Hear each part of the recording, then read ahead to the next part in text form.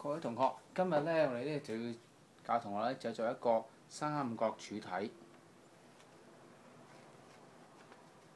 好啦，首先我哋要準備一張白紙，然後我哋將呢張紙對折一次。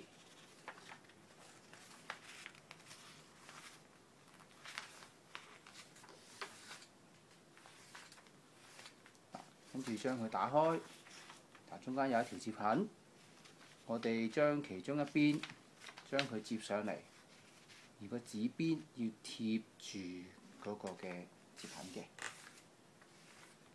然之後我哋將佢擰轉，同樣將個紙邊接落去個對住個接痕。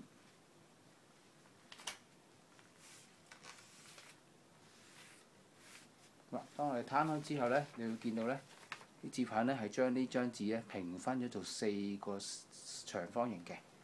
然之後我哋喺最後邊嘅一個長方形，我哋呢一度咧塗上一啲膠水，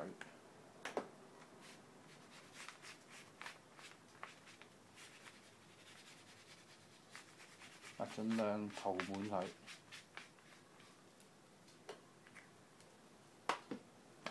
然後我哋將另外嗰面冚落去，將呢兩個長方形重疊，黐實啲，冚實佢。將嗰啲邊咧，我哋撳翻清楚佢出嚟。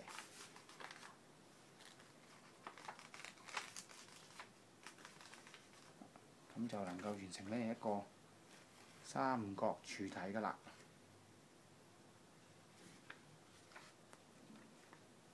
好，同學仔，你而家都可以試下咯喎。